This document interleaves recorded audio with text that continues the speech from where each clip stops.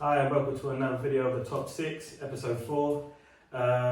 It's been quite, again, the season's obviously going into its fourth game. I think the results have been surprising from many teams. We'll start with Arsenal as the first team.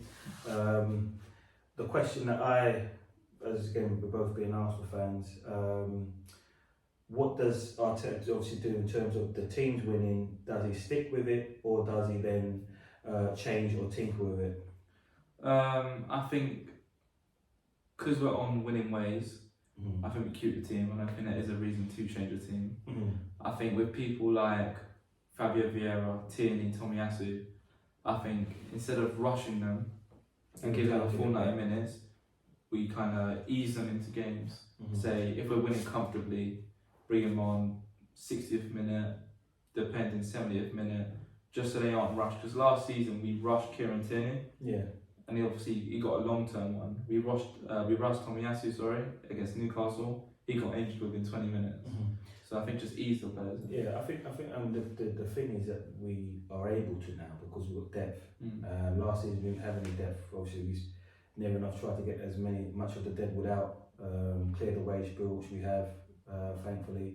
So there is a lot of depth that we don't necessarily need to rush in a Tomiyasu, where last year we had to. I think I'm quite happy with again just keeping the same back four, and just going to the next game. I know that there's going to be games where they're going to be able to play, but I just think now, while it's all going well, I would say if I was Arteta, I would just stick with it and see where it can go. The other question now, obviously talking about Tomiyasu, as you mentioned earlier, who do you then start? Do you then stick with Ben White, who's been fantastic?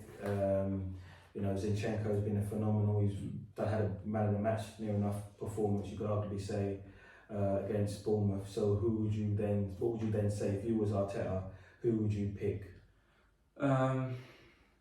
I think because they are both fit, Tierney and Tomiyasu. I think I'd keep with what we have, mainly because if we've been scraping games, they've been convincing wins. So I think having the fullbacks at the moment, I think there's no problem with them. So I think if anything, they got to fight for their place back into the first 11. Okay, that's fair. That's fair. I think, to be honest, I think either way, I think if we twist, I think we still would have enough. I think if we put in Tierney and Tomiyasu, who would, again, last season will be desperately praying for them to come in and start. So that we've now got depth there, I think it just makes things a lot easier. Again, possible debut for Vieira. Obviously, the signing that we haven't seen. Again, we didn't see him in pre-season because obviously I know he had the famous picture of him wearing the boot. So how do you feel that? Where do you feel that he will integrate? Do you think he'll play? Obviously, I don't think he'll play in the number 10 where Odegaard plays. So where do you think he'll play, and who do you think he'll come on? Obviously, replace possibly. I think he could replace Saka at the moment, because I think Saka's been a bit quiet, but there's nothing wrong with it. But he's just been not as good as he was last season. But it's only 3 games in, so I'm not too bothered. So I think maybe give Vieira a chance at right wing. If it doesn't work, we have, like you said, we have depth. Saka can come on. Even Smith Rowe could possibly play on the right. We've a lot of depth. Yeah, again, that's the thing. I know you've been saying that quite a lot in the so far in the show, is that depth. And again, we've been dying for depth as Arsenal fans, and I think the Arsenal squad. The other thing, again, surrounding depth is when does Eddie start? Obviously, Eddie Nketiah, we gave him a brand new contract, gave him the 14 shirt. I know it's only 3 games in, and he hasn't obviously featured. I think he has featured off the bench, but when do you think he's ready to start, or would you start him? I think the Fulham game could be a chance for him to shine this week. This week I think it could be a chance. Maybe Jesus moving back to the right, and then Eddie starts up at top. I think that could be a chance for him to start. But I mean, we saw the all or nothing, and he complained about not starting, but he has to fight for his place. If Jesus is performing better, you got to fight for it. Yeah, I don't think he complained. I think it was Sambi. yeah, Lokonga complained, and he was saying, "Listen, man up." You know what I mean? Obviously, he hasn't started. So you know, I'm not sulking. You know, just man up and just get on with it. Right. Moving on to Liverpool. Yeah. Obviously, they lost 1-0 to Man United on Monday. 2-1. 2-1. Sorry. Who do you pick in your midfield? Because again, I think that's an area in our last show. We feel it's an area that needs addressing. So is that if everyone's fit? No, I mean for this Saturday. So obviously you've got Saturday's game against Bournemouth at home. Even though I think they will have enough, but I'm thinking we don't know how long the other midfielders are going to be out for. I think you go Fabinho as the anchor, Henderson as that box to box, and Harvey Elliott as that attacking midfielder. Oh yeah. I just don't think Milner's. I don't feel he's got. I think Milner's got the legs for it, but I just don't think he performs as well as he used to. Yeah, I think it's just maybe age. But yeah, I don't know why Fabinho he came on, didn't he? Yeah. I don't know why he didn't start. I don't know why he didn't start. I think know. that was a game that he needed to start. I think when Fabinho does play in midfield, I think things happen. I think he's very solid midfield, and I think that is a game where he should have started. Yeah. I don't know whether I think he might be coming back from an injury, possibly. I don't necessarily know the circumstances of why he was on the bench or the reasons behind it, but he should be starting from here. You know, you want your best players on the pitch, and I think he is their best midfielder currently. Obviously, I know Henderson plays a bit part. He doesn't play as much as he used to, but you know, I think for me, he's been especially last season, he was very good in that midfield. The other question is behind the midfield is the defence, which again needs addressing. So, do you keep, if you was Klopp, do you keep with Gomez and Van Dijk? Nah, I think we take Gomez out, give Nat Phillips another chance. Nat Phillips, when he played in the Palace game, he wasn't bad, but then he wasn't excellent. But of course, it's going to happen when you don't have Matip next to you, because Van Dijk's used to it. So I think having Nat Phillips, I think, is a better option to Gomez, because Gomez has just fallen off a lot. Yeah. So I think Nat Phillips is probably the better option. Okay. I think it's a thing where again they won the league together, and I think the World Club Cup and all those times when they won an amazing run of winning trophies. Gomez and Van Dijk were the partnership. But I think a lot of teams have realised now that who's the weaker one. Yeah. So that they kind of target him. That's like in the Palace game, they targeted Nat Phillips because he's weaker than Van Dijk. He's not as technically good or physically as good as Van Dijk, and I think that's what they did to Gomez. You know. Yeah. I think moving on to someone else that obviously I know that you give a lot of criticism to lately, Trent. What do you think he needs competition at right back? Sorry. Definitely. I think he's got too comfortable. In my opinion. But again, I'm not really familiar with the with Liverpool squad. I don't know who his competition. Milner plays right back sometimes. Well, you know, I think you can't have Milner at right back covered for Trent. Yeah, I mean, again, when he's on his day, I think he's potentially the best right back in the world. Yeah. But it's just knowing that, you know, you've got that competition, that if you are playing on your game, then you're gonna you know, have some competition where, you know, you may have to experience the bench sometimes. So yeah, I think that is something that maybe needs to be looked at just to make it fresh and keep it competitive. Have possibly teams sussed out Liverpool? Yeah, I think like I said with the two centre backs, because they know Van Dijk is an extremely good centre back, they kind of target the one whoever's next to him. So like Gomez, United targeted him all night. Nat Phillips, Palace targeted him all night.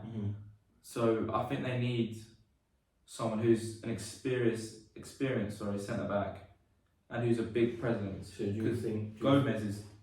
So do you think that they've kind of like target certain individuals within the game just to give him the advantage? Okay. Well, I know Palace targeted Nunes, so Yeah, but moving on to the next team, Chelsea. Again, they lost 3-0 to Leeds, against Leeds. Sorry. My concern when I did watch Chelsea in that game, I thought they were toothless.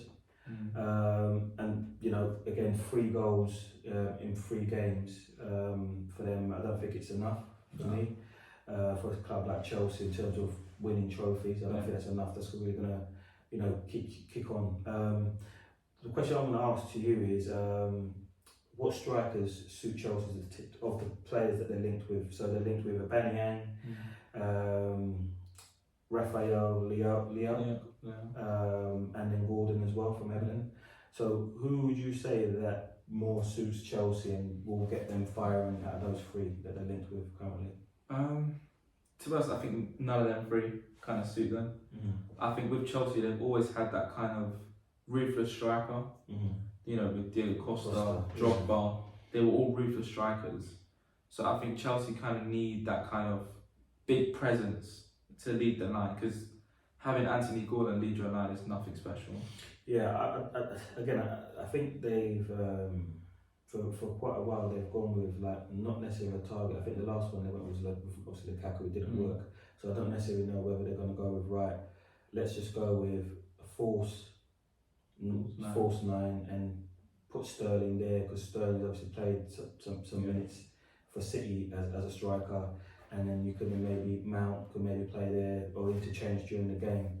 So I don't know whether that is Tuchel's options if you can't find a striker. But I don't think that's enough anyway. It isn't, and I think they're in a big transitional period. So I think that is something that they need to address. But again, transfer window closes in September, so they need to get a move on. I know they're in talks with Aubameyang, but I don't know whether that's going to come to fruition. Who starts for you at centre back? Because obviously I know Koulibaly's gone.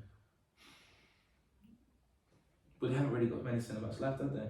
So I think Trevor Chalobah. Well, you can see why they've gone in for that. Were they willing to pay 70 million for fun?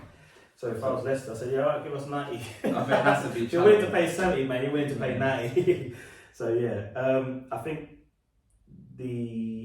that area again is a weakness for them. So sorry, I don't know whether I may have overspoke when you were talking. So who would you put at centre back for the weekend, I should say? In fact, no, sorry, I wouldn't go Chalobah. I think they have to go safe.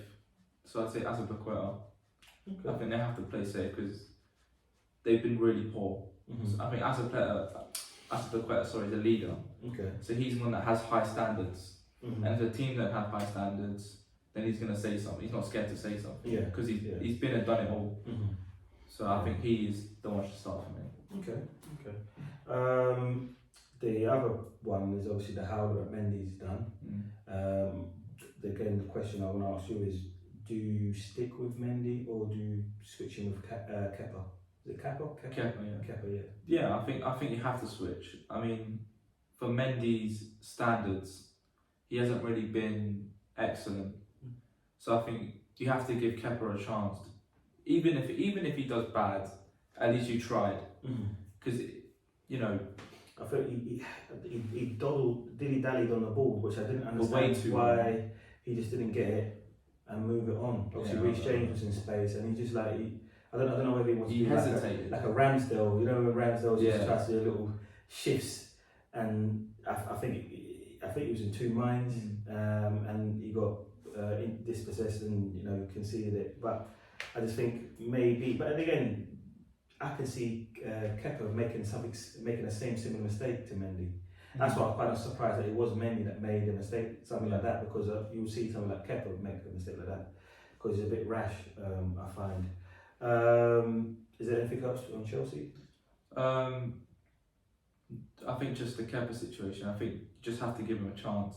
You paid 72 million for him, and he's sat on your bench. I mean, we can't talk, we signed Pepe, but Kepa, I think you have to definitely give him a chance. He has a mistake in him, but then at the same time, I think Mendy does as well. Mendy's made a few mistakes. Yeah. I think. I'm intrigued to see what Tuchel does.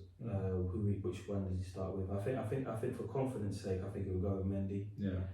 Just to say, I know you made a mistake. Go out and rectify it. So yeah, I reckon he'll stick with him. the Man City getting 3-3 against Newcastle. I think have Newcastle possibly exposed City's defensive frailties, possibly. Yeah. I thought that Saint Maximin just drove at him. That the back four, didn't know how to deal with him. And I just felt that maybe there might be other teams and other managers thinking, what, they can really be got at. Yeah. So I think, is that something? What do you think? What's your take on that? I agree. I think Eddie Howe has kind of exposed the defence. Mm-hmm. I think not having Diaz or Laporte is a big miss for City because they are their main centre backs. I think John Stones and Ake, I just don't think they're good enough. Not for City standards anyway. Mm-hmm. I think it's a bit like Liverpool really. They attack the weak points, and what Newcastle have done is they've attacked the weak points of the team, which is Stones and Ake. Mm-hmm. So instead of trying to win the ball in midfield, as soon as you receive it, just drive the centre back. Yeah, I thought they had a lot of joy, and they were given a lot of opportunities to do that. I quite liked seeing it. It's refreshing. Obviously, we're all used to seeing City just dominating, but I quite like the fact that teams really going at them, and I think it makes it a very open game. I think they can be got at.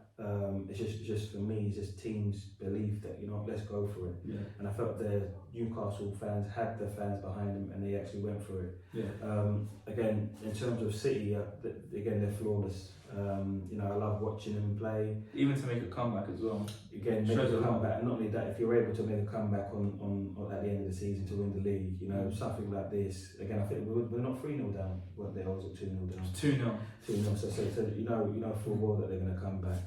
So that's all I would say for Man City. Moving on to Tottenham. Again, speaking on the last show, is their slow starts? I think it's a concern. What's your take on their start? I think obviously other than the Southampton game, they had the last 2 wins. I don't think they've been, or the draw and the win. I don't really think they've been convincing. Yeah. I think they have the depth, but at the same time, it seems as if they're always relying on that Kane or Son kind of moment to bail them out. Yeah. Yeah. So I just think players need to step up, not just in the attacking threat, but I think midfield as well needs to step up. I want to see Basuma play more. I mean, he's got competition in Bentancur and Højbjerg. Which were the man of the match. Yeah. So I think players need to step it up. I think goals need to come from elsewhere other than the attack as well. Yeah, I agree, because I think it's like with Tottenham, it's like the holding midfield is just play holding. They don't do anything. They don't push on. They don't push on. They just get it, play it on. Do they look convincing to you? No, definitely. I mean, the Wolves game, Wolves could have been up 3-0 in the first half, but they just didn't really. They weren't really on it, Wolves. So I think Tottenham got really lucky. And then obviously relying on that Kane kind of magic. Which again, I don't understand how they let him, of all players, on the back stick free for a free header. I don't really understand that. But again, I don't think they're convincing for me in the opening 3 games. Again, I think the first game of the season, they look convincing. Yeah. But I just think for me, it could be just the same old thing. So I'm not really convinced. On current form, even, do you think that they are a team that's challenging, or that will challenge come the end of the season? On current form, no. I don't think it's good enough. I think when they come up a team against, say, City, I think they're going to struggle a lot. Okay. I think even, I don't mean to be biased, but I think even us right now, I think we could overturn Spurs. In Arsenal, yeah. Yeah, in Arsenal. I think we could overturn them because they don't really have a sense of drive or enthusiasm. It's just mainly get the ball to the attackers, let them do their thing. The other thing, just before we quickly move on to Manchester United, is the fact that you don't necessarily see much of Rich Armstrong feature as much. No, he mainly comes off the bench. Yeah, and I think for someone like of his ability and his talent, he needs to be starting week in, week out. So I'm just intrigued to see how much minutes he gets this season and how he gets involved and his contribution this season. Because again, at Everton he's playing week in, week out. Tottenham he's not playing as much. I know Kulusevski's keeping him out, and rightly so. I think he's been amazing in the past. Another game against Southampton was amazing, but I think he just needs to maybe make his break. Maybe that might be in the Carabao or the FA Cup or the Champions League. Yeah. So he'll get opportunities to shine. The question is, do you think that they will win a trophy? Tottenham, so I think no. I don't think they will. I agree. I don't think they will win a trophy this year. Again, in short, I just don't think they've got enough about them for me to go on and win it.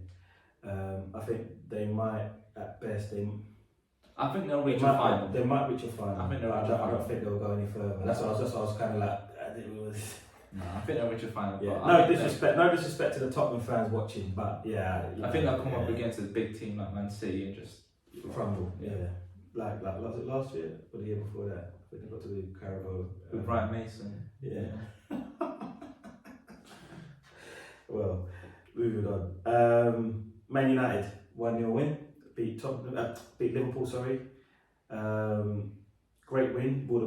The question is, will the great win continue in terms of will they be able to bounce from this?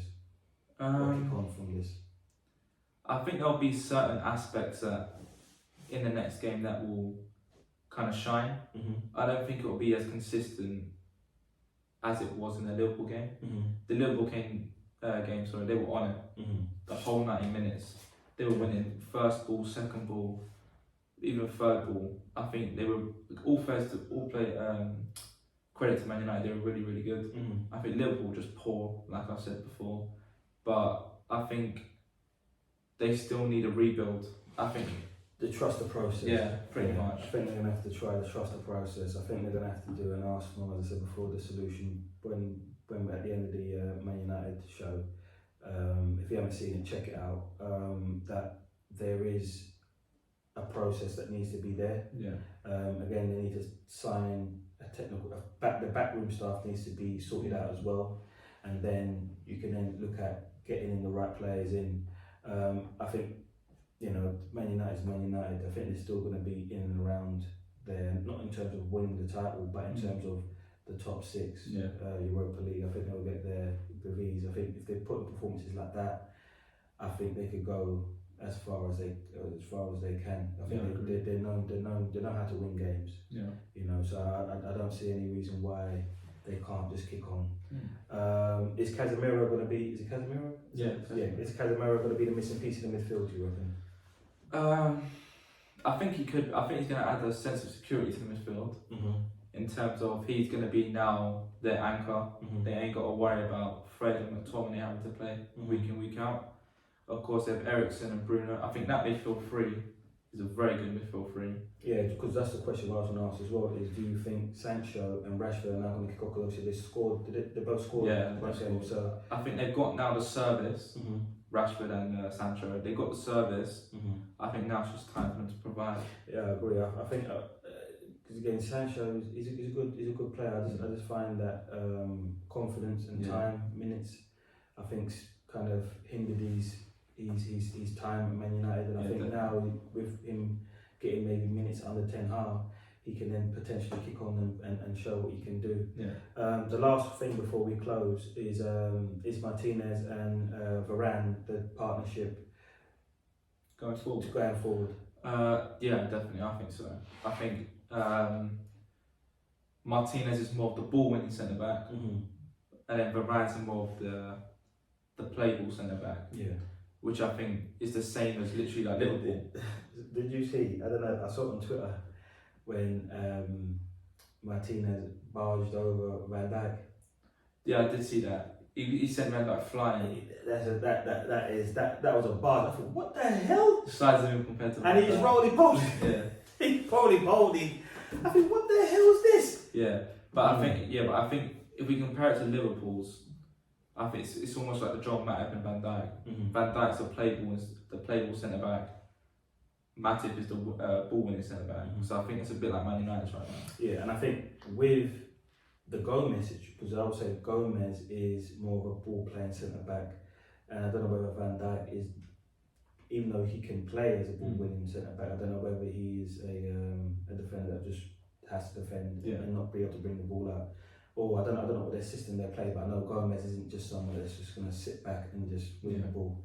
So I don't know whether that is where both of them are in that attacking, going forward mode, and no one's really sitting back and really looking, minding the space in behind and so forth. But yeah, anything you want to add?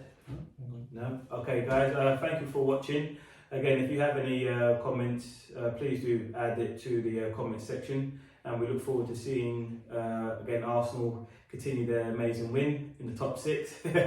And yeah, please do look out for our next show. Take care. Bye.